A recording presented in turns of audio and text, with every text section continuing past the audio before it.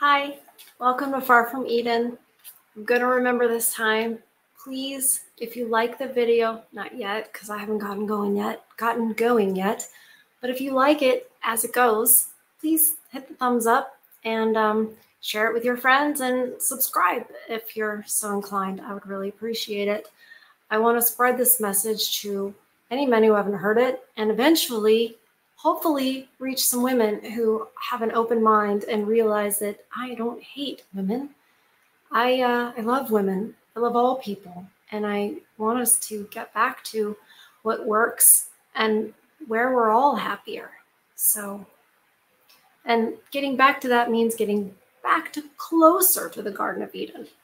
So anyway, this is part 2 of a video we started yesterday that almost made my head explode, but it is an article, well, basically an interview of the Surgeon General, and it is titled, Surgeon General's Warning, American Men Are in Crisis.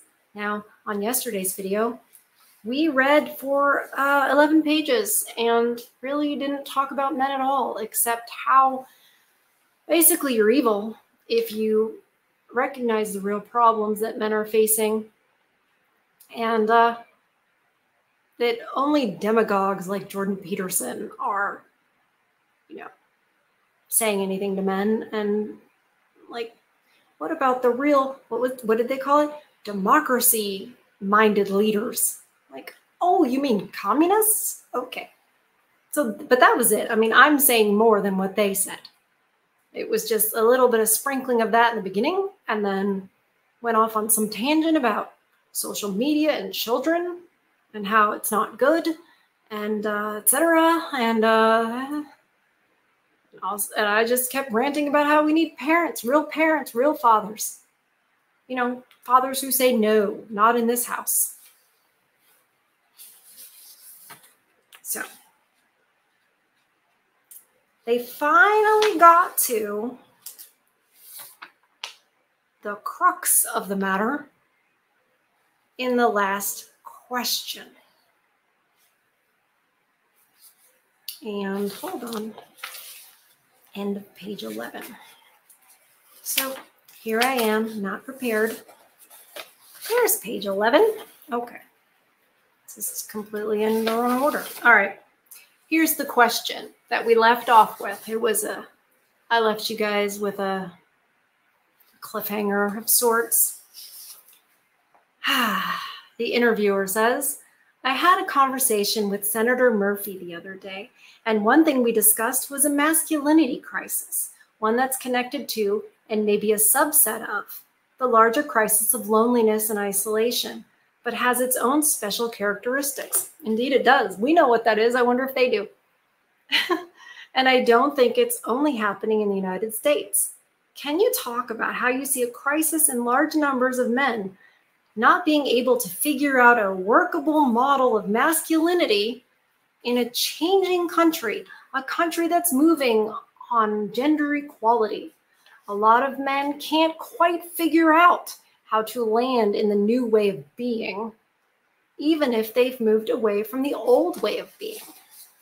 So let me see if I can translate this.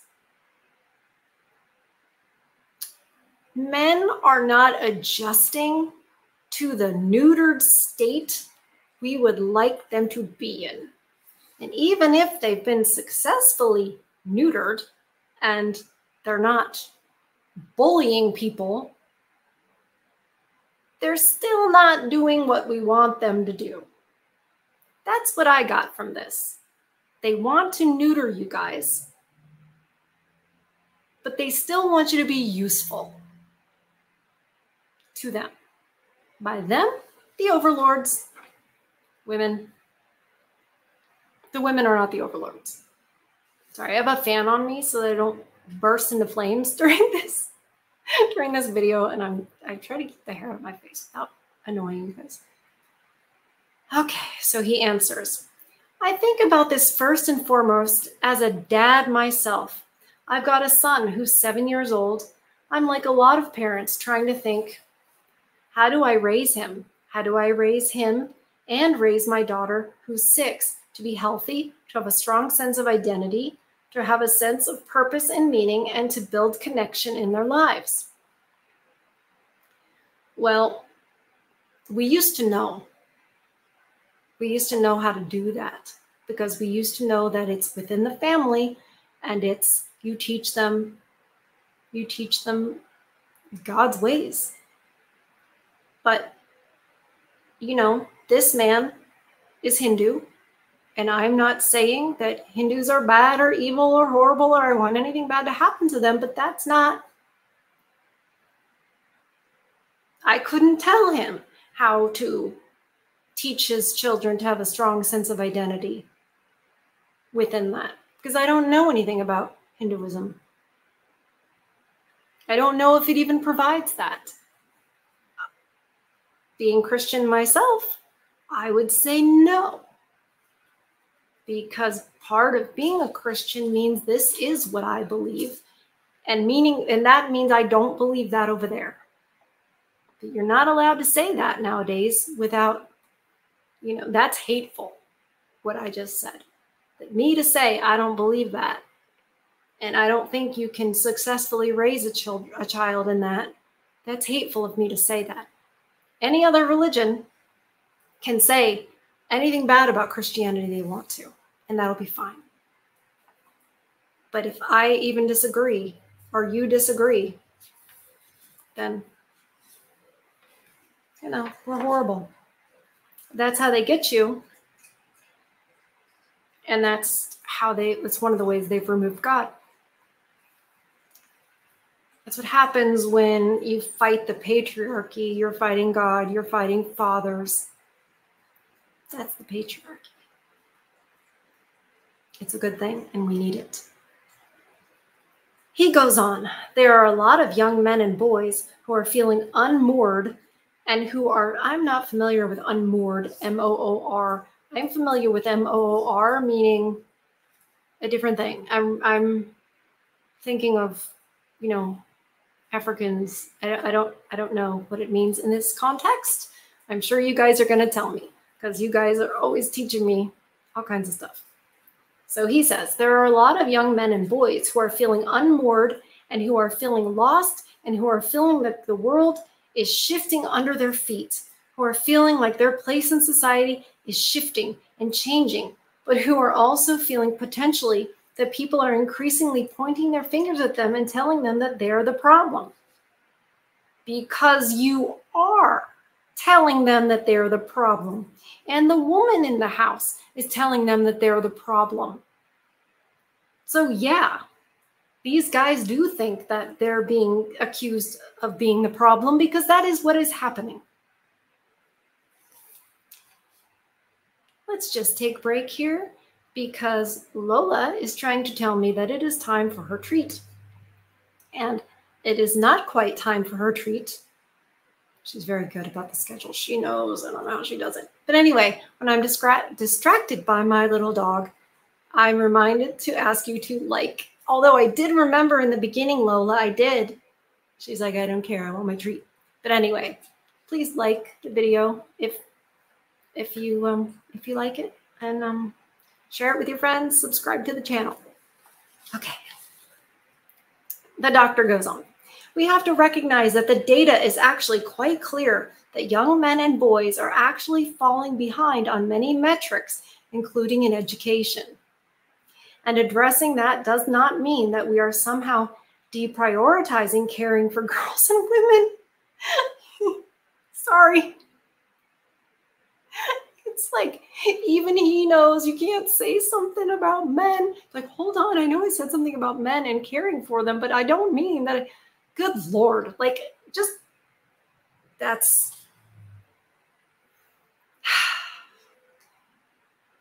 Okay.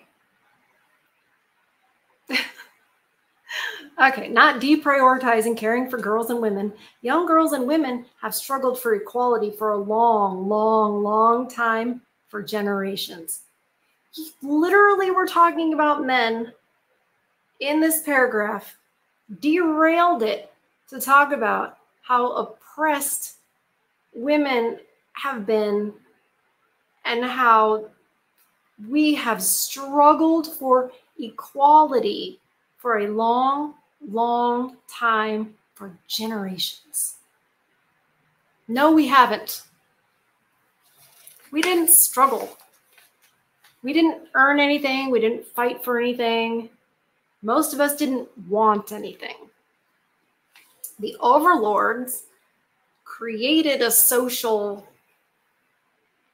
what do we call it? Almost like a social virus. And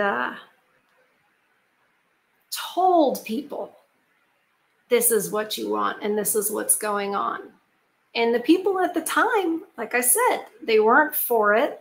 They weren't fighting for it. They weren't even thinking about it. But when we all that are alive now learned about suffrage, we were taught that we all wanted it. And of course we did. You know, much like industrialization. You'd have to be crazy not to want that. You know, like the Amish, they're so crazy, except they're not. They don't really have mental illness issues. They don't really have divorce. They're not really affected by this stuff. Weird. Weird.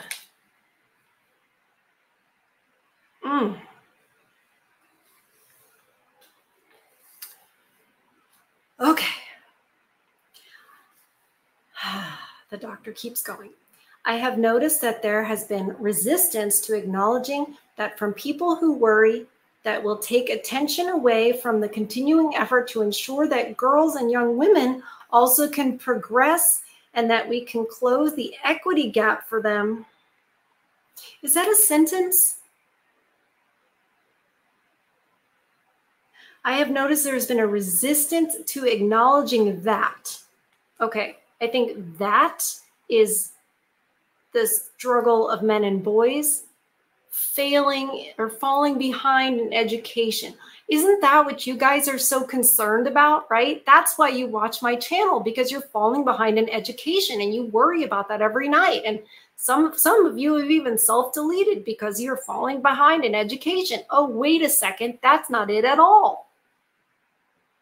Education, the whole system was set up to teach the way that girls learn. And the whole school system was set up to create good factory workers who didn't think for themselves, didn't ask questions, and lined up when the bell rang.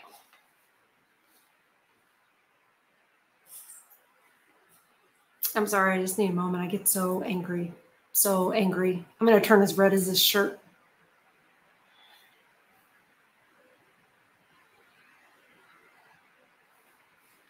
And in a way, he's right about you can't talk about anything that men face without women saying, yeah, but what about this? What about this? What about us? What about? That's true. It doesn't make everything else he's saying true. They'll sort of wrap it up in some truth. You know, it doesn't make this true.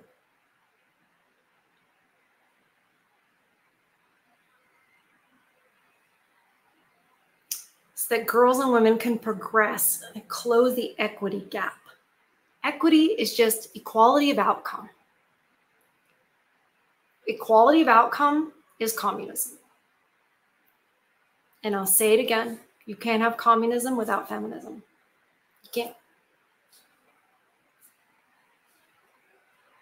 Oh, Lord have mercy. I would not choose or between my son and daughter. That is what it says. That is what this man is a doctor. I am reading exactly what he said. He can't speak properly. I would not choose or between my son and my daughter, and I would not accept that as a choice that any of us should make. What? We've got to do both.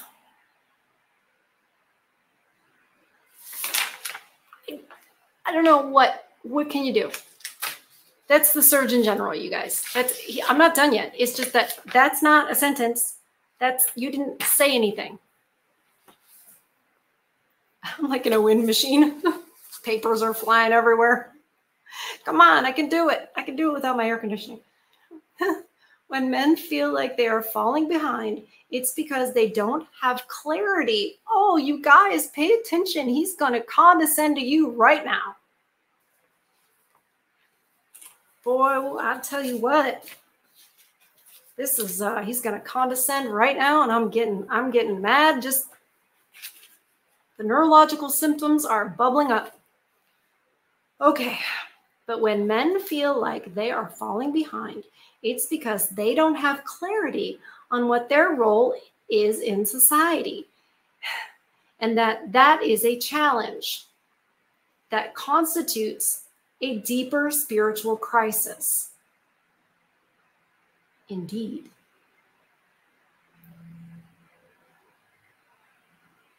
Okay. And when people are in crisis, not just boys, but broadly across the board, they become also more vulnerable to the influence of people who would seek to capitalize on or exploit their pain and use it for political or economic gain to turn them against other people or to get them to support a particular cause. Do y'all see where he's going with this? They're so obvious now. I'm not going to get out ahead of it.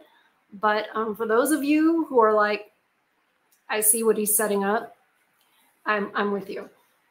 He goes on, and that is a danger here. That's okay. And that is a danger here.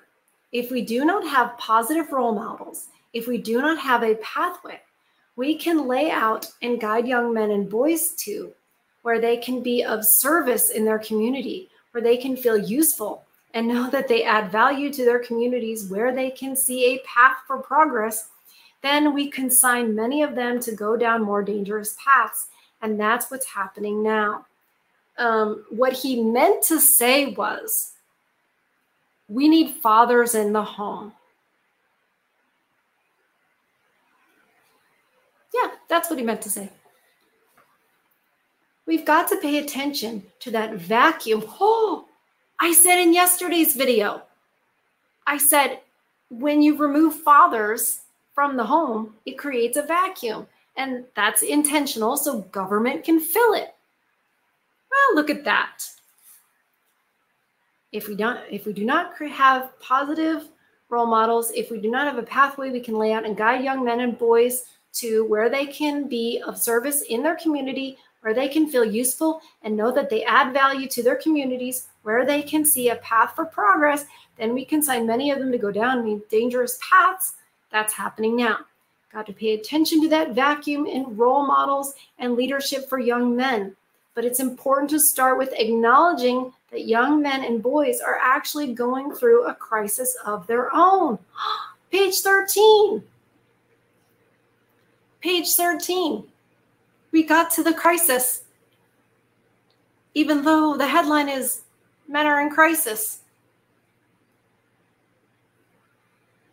Okay. Okay. Here we go. They're going to ask another question. What you just mentioned is one of my obsessions, the way we've failed to manage change overall. I think there's a basic confusion. If a change that is happening is for the good, then we feel that we don't need to worry about people coping with that change. We only need to worry about coping with changes that are bad. So we help you cope with, say, China taking your jobs. Taking jobs? Pretty sure American government gave those jobs, but that's not what this video is about, so let's keep going. But if change falls under the category of progress, then we think you should just get with it. And I think what you're saying is very important. Good changes are as hard for people to adjust to and cope with as bad changes. That's not true. I used to think that was true. That's not true. Progress is not necessarily good. In fact, usually it's bad. But we've all been taught, we've all been trained and brainwashed into thinking progress is good. All it is what they mean is progress towards leftism, progress towards communism, basically. And what they're also saying in this is, and it's infuriating, that you guys are having a problem because you're not dealing with the idea that women are equal. First of all, equal in value, not equal in metrics. You know, we're not as strong. We're not as capable with a lot of things.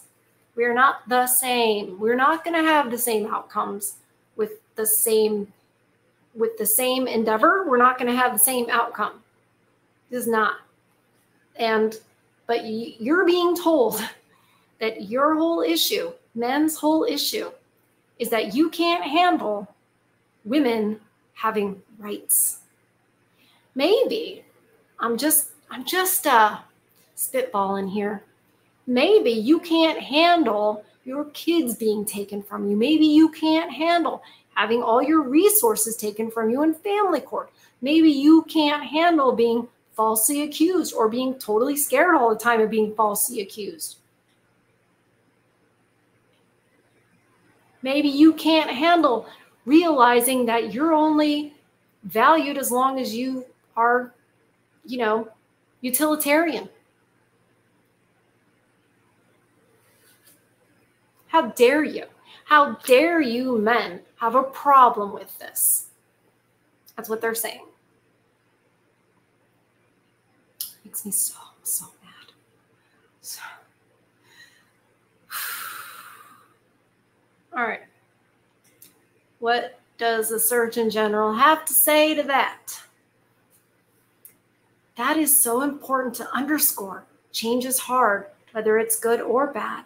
And our failure to acknowledge that speaks to a broader empathy gap that we have in society. Yeah, we have an empathy gap indeed. Because you're telling men what their problem is, and that's not their problem at all. And you're taking men's labor and giving it to other people.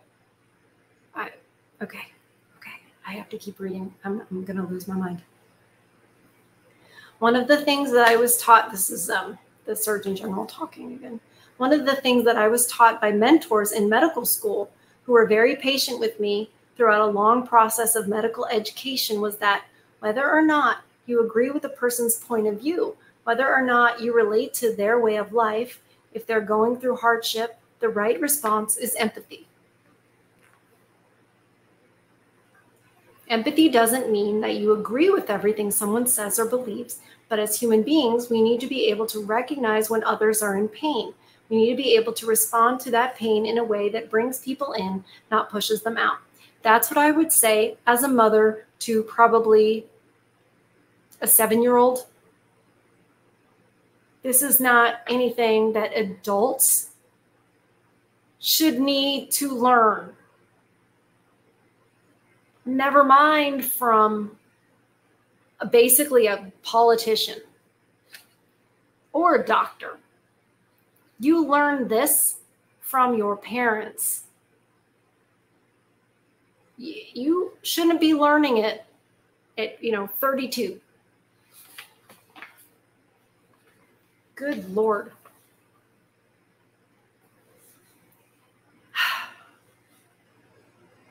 And our failure to do that leads to more and more people feeling lonely, isolated, invisible, and resentful. And that's what we're experiencing a lot today. People sometimes ask me, "You're a Surgeon General. I thought you'd be spending most of your time on issues like tobacco and obesity and physical activity."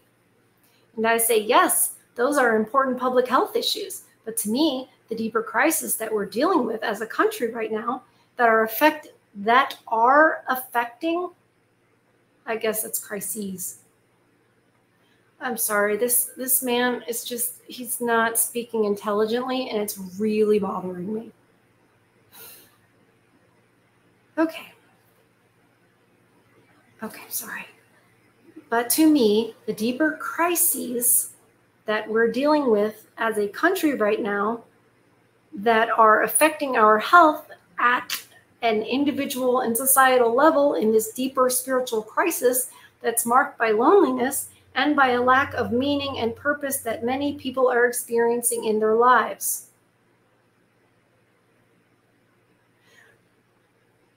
Again, that's a lot of words. Didn't really say a lot. He said, we got problems. That's what he said. But he's been saying that this whole time.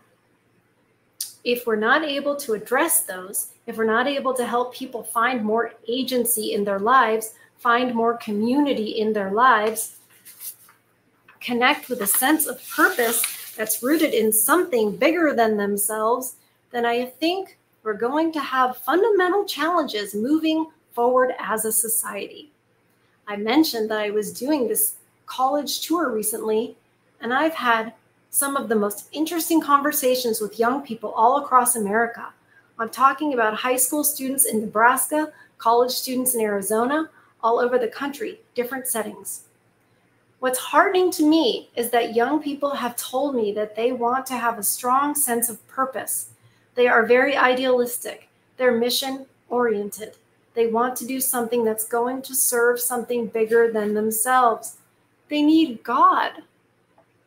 Also, did you guys notice we just left the whole boys and men and masculinity conversation? Okay. They want to contribute, yet they often talk about the hustle culture that they're living in that's constantly telling them that success is about fame, fortune, and power, that it's about maximizing how many followers you can get, right, and how much money you can make. And it's not about that, is it? It's about your family. It's about God. That's pretty much it. But these people don't have that. These kids don't have that. Young people don't have that.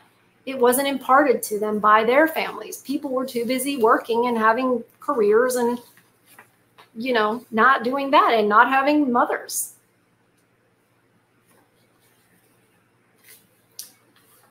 Okay, it's about building your brand. They literally use that phrase, building your brand. But they know or suspect that a lot of the time that may not lead them to happiness or fulfillment. Look, one of my hopes is that even with the turmoil of COVID and how it literally turned our lives upside down, that we can use that as an opportunity to re-examine how we live our lives, to ask ourselves a question: what really matters in terms of ultimately achieving fulfillment? People matter. Family. It's not all this other stuff. Government would like it to be. In whose interest is that? They act like it's this huge mystery and we've never known. I wonder what it could be. They know. I mean, this particular dude may not, but generally they know. He's probably just, the Surgeon General is probably just also, product of this baloney. And he doesn't come from a Christian background. So he's not going to say, yeah, we used to have it much better here in this country, because he doesn't want to go that direction. Oh. And it's very clear when you not only look at the data, but when you hear people's stories. When I think about the stories of patients that I have cared for at the end of their lives, when they're reflecting on what really matters, what drives their happiness and fulfillment. He's been the Surgeon General since Obama. What patients has he taken care of at the end of their lives? Really? I'm sorry, dude, you're a politician. What are you talking about? Maybe I'm wrong. Maybe I don't understand the Surgeon General's job, but I have a feeling this is baloney about end of their lives. And I bet you he's going to say that, and he's right. And I'll say a lot of times on this channel that's whatever we're talking about is not going to matter. When you're on your deathbed, it's not going to matter. So let's see if he actually talks about it or not. So the people at the end of their lives, what they're reflecting on, what really matters, what drives their happiness and fulfillment, fundamentally, is our connection to one another and our sense of purpose and meaning in life. That is true. Our connection to one another. But who? Who is one another? It's not your work friends. It's not your study buddies. It's your family. Family matters. And we don't have family anymore, not like we used to. And we don't have God in our lives like we used to. We used to order our lives around that. So we need to start speaking to that more. We need to start. That's a challenge. And if we don't, this deeper spiritual crisis will consume us as a country, and it's happening in other countries as well. This is just proving that the federal government is pretty much useless. They have the job of, protecting our borders. Well, that's not really going on right now. And what is their other job? National security, which is protecting our borders. I personally don't think it has anything to do with going over and meddling and doing whatever other places. Protect our borders, we're good. What else does the federal government need to do? Don't know. Because this is not helpful. He's not helpful. Like most politicians, like any bureaucrat, right? Not enough people. This is a question. Another question. We've totally forgotten about the men. Now, we're back to, okay. Not enough people are thinking about the substrate of what's actually going on in the country. It's in every issue. Anxiety about the border. I swear I didn't read it. Anxiety about the border, about CRT, that's critical race theory, in case anybody didn't know. There's clearly this unwellness below all of that. Unwellness. Okay, where are we going with this? Okay, this is the Surgeon General talking. Do you know the parable about the guy who loses his keys in the house? It's dark in the house, it's night, and he's having a hard time finding his keys. But he looks outside and he sees that there's a street lamp on, and he says to himself, what the heck am I doing looking around in the dark? There's light out here. I'm going to look out there. Oh, there's light out there. I'm going to look out there. So he starts to look around in the light. He's not finding his keys. A neighbor stops by and says, hey, what's going on? He's like, I'm looking for my keys. The neighbor says, sure, let me help you out. But after 5 minutes, he's like, are you sure you lost them here? He's like, no, I lost them in the house. Neighbor's like, why are we out here looking? He's like, well, there's light out here. It's easier. Is that a parable? Is that a real story? Okay. Even as absurd as that sounds, I feel like that's what's happening right now. We focus on these things that feel tangible, that feel discrete. We can put them in a box. We can communicate them in a single line, in a tweet, on a bumper sticker, yet the deeper crisis is in our house. And yes, it's enshrouded in complexity. Yet, yes, it's in the dark and sometimes hard to see, but it's where the problem is. And I feel like if we don't go there, we're never going to find our keys. We're never going to find a way out of the darkness. And so I think about that parable often because we need more people to be in the house looking in the dark, grappling with the complexity of this. And I'm just curious, why do you think that's not happening more? So the doctor asks the question. I have a question. He's talking about how we're all looking in the wrong place just because there's light where we're looking. And I'm like, we have been reading this article that's supposed to be an interview about men in crisis, and nobody's looking in the right place. And furthermore, even what they've chosen to talk about, they're not looking in the right place. We already have the answers to this. The problem is this: they don't want to find the keys. That's why they want us looking outside. Funny he used that parable. He doesn't, again, I'll go back to he doesn't know. I think he's part of the, he's a product of the machine, and he doesn't even realize. But the government and its propaganda would have us looking in the wrong area because they don't want us to find God again. Because God will say, hey, God, Jesus, man, woman, children, have a family. Marry young, stay pure, marry young, marry forever, have a ton of kids. Make that the cornerstone of your life. We didn't need to find anything. We didn't lose anything. The overlords and their propaganda chipped away at it, chipped away at it, chipped away at it.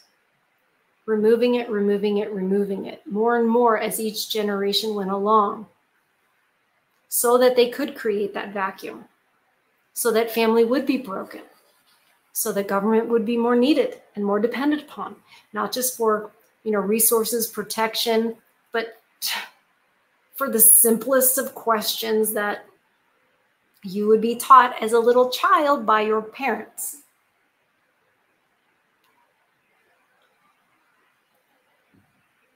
Wow. So he asked the interviewer, why do you think that's not happening more? Interviewer says, I think the thing you mentioned before about what kind of thinking we value. Also, when I've talked about this publicly, one piece of feedback I've gotten that's really insightful is a lot of women have said it's because this has been gendered.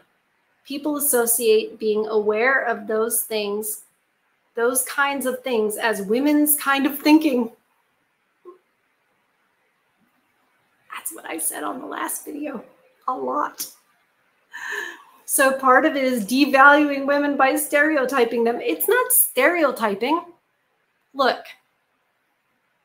go study marketing, go study sales. They will tell you, hey, this gender in this age group, this is the way to sell to them more. This race, this age group, this whatever, they make categories. Why? Because there are certain ways to sell to certain ages, certain demographics. They do that because we are different. Women do think a certain way. Men think a certain way. Children think a certain way. People from different backgrounds are going to think a certain way. It's just the way it is. But goodness gracious, you better not stereotype a woman with anything except she's wonderful and beautiful. You can say women are strong. Is that not stereotyping them? I mean, you're lying. Unless you're speaking in a certain specific way. You can't just make a blanket statement like that. Are you serious with this right now? Okay. All right. So the interviewer goes on. Piketty, I guess that's a person.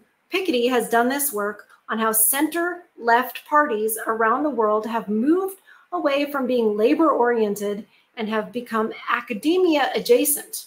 Certainly, the Democratic Party is not really a labor party anymore. It's more of a Harvard and Yale-ed party. That's true. That's true. Well, there are certain types of people who get into Harvard and Yale, and they're more up here, cerebral, than they are in their bodies and interested in the realm of the emotional, maybe. It's my personal view and experience that for the people who could be thinking about this a lot, it's just not their dominant lens on life. I don't know. I think a lot of those people are in the liberal arts, and it's all about emotion. I don't think that's true. I don't think we have people that are just not into their feelings enough. This is crazy. That's a crazy thing to say. If anything, we are way too far that direction. But I guess I'd just be saying that's a woman's way of thinking, which would be devaluing. No, we're really good. We are really good at dealing with emotional things like with children and taking care of people. We're very good at that within the framework of the hierarchy I mentioned before. My image of our political today. Maybe it's just AI, I swear. My image of our political today in many ways is of people sitting on the street, shivering and crying, saying, I don't feel good. And Democrats are going up to them and saying, see, we're building a bridge right there. Right there. There will be a bridge. And the people are still crying, shaking and crying. And they say again, but the bridge is going to be amazing. It's going to have 8 lanes. And actually, the bridge may well help those people. It's not that the Democrats are wrong that the bridge will help them, but someone else is coming over and saying, let me give you a hug and let me explain to you why Mexicans did this. And the problem is you might well take that hug. Are you serious? Can't. That's not what's happening. But I can imagine that a bunch of leftists and young people who don't know any better easily paint any kind of conservatives or people who stand up against what the leftists want as being that simple and basic and racist and all that. That's ridiculous. That's insane. But I know that's what they think. And I know that's the portrait that they've painted for anybody who decides not to vote for, Joseph Biden. And I'm not saying that I'm a giant fan of the other guy either. I'm not saying that, and this is not a political debate. To me, this is way beyond, politicians of the day. There is a machine that's way bigger than that. These are just actors for the machine. They're figureheads. Whether it's one way or the other way, it's 2 wings of the same bird. And honestly, if either one wasn't a wing for that same bird, they would JFK them. That's what happens. Okay. So, Surgeon General responds, that is so true. The parallel in medicine would be the insensitive doctor who comes by and tosses a prescription for the right medicine at you, but is callous and leaves you feeling like, what just happened here? I don't like this person. They don't get me. They didn't take care of me, even though they gave you the right prescription. But the flip side is you can have somebody who cares for you, who's empathetic, who listens to you, but is incompetent. They have no idea what to prescribe you, or they give you the wrong thing, or they have some other motive. They're being paid by some company to give you some snake oil cure. I'm not going to say it. You need somebody who can do both. Here's the thing. I understand what they're doing here. Humans aren't made that way. Men are a certain way, generally speaking. Men are a certain way, women are a certain way. We complement each other, and we really do complement each other. And we bring the hard skills and the soft skills together. And that's why it's so important to have a father and a mother inside the home raising the children, because then you have both aspects and they're in the right order of importance, order of, of what the child needs and when, what the husband needs and when, what the wife needs and when. Kind of all comes together. What they're trying to do, ironically, with how this whole article started about the crisis of loneliness, well, they're trying to tell you that people should be both types equally. That's just not who we are. I don't expect a doctor to be the king of empathy. I don't expect that. I don't expect him to be rude. But have these people never met a human being before? This is just watering down men and encouraging women to be, it's decreasing masculinity in men and increasing it in women so that we are just all same. It's not, you can't do it. It doesn't work that way. It's playing make-believe, which is why this article is a mess. Interview, whatever you want to call it. All right, back to the interviewer. Exactly. We did a post a couple of weeks ago pointing out that millions of Americans are caught between approaches that provide help with no love or love with no help. Just getting at this notion of how democratic politics lacks that effective approach, while the MAGA right has a highly effective approach but no actual solutions.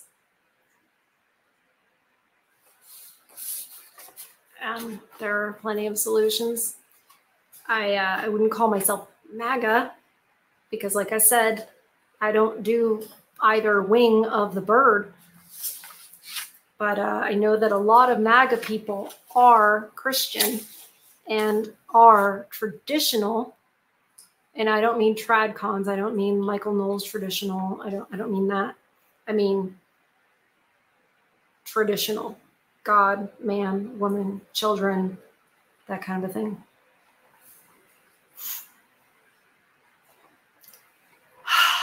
The doctor goes on. It is hard, but I think in the same way that in medicine, we'd say healing is about bringing together head and heart. I think it's true for the country more broadly. If you're seeking to heal a nation in pain, you have to approach that with head and heart. Just doing one without the other leaves people still wanting. And that's the end. Indeed, people are wanting. And people would be the men this was supposed to be about. I can't believe it. I understand doing an interview or writing an article and it turning into something that is not what it's supposed to be about. But the very fact that they say men in crisis and then they absolutely look at all this. We did two videos. Today's part 2. And they talked about men little tiny bit.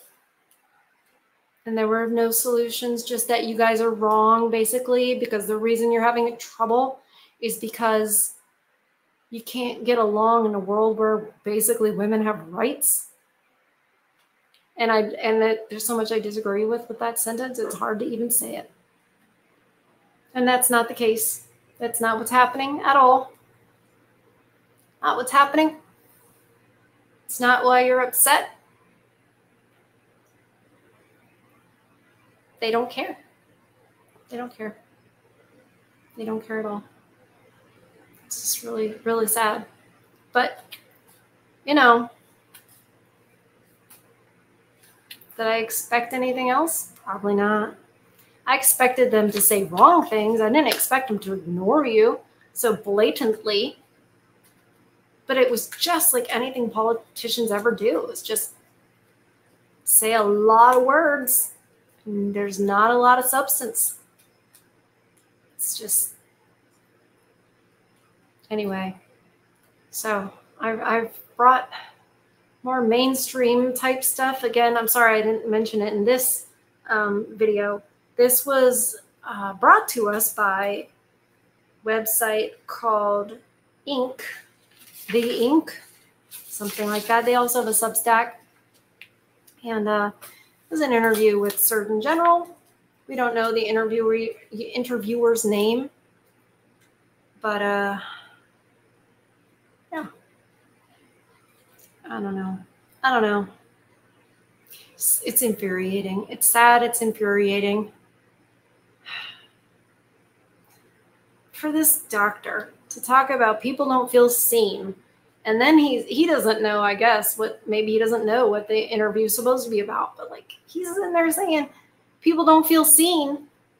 And then he just doesn't talk about the people who are not seen. Lordy. Anyway, you guys, I love you.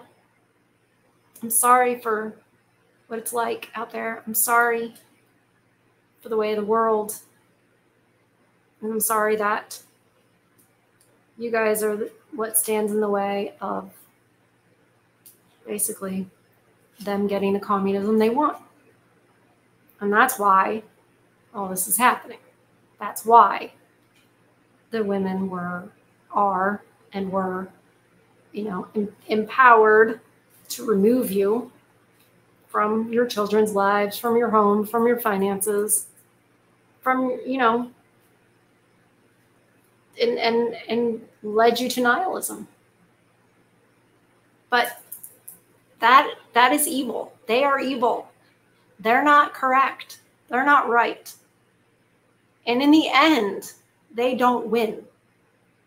This battle is far bigger than what we can see.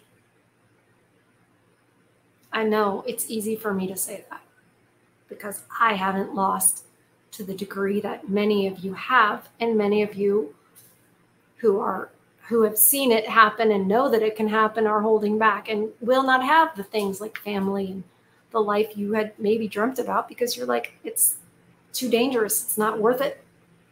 And I understand. You grow up with thinking one thing about what your life is going to be and realize, oh, I need to go MGTOW because it's the only thing that's safe. And it is.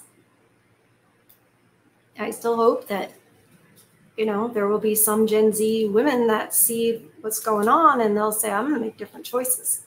I'm going to be pure and I'm going to be a good wife. But I don't know.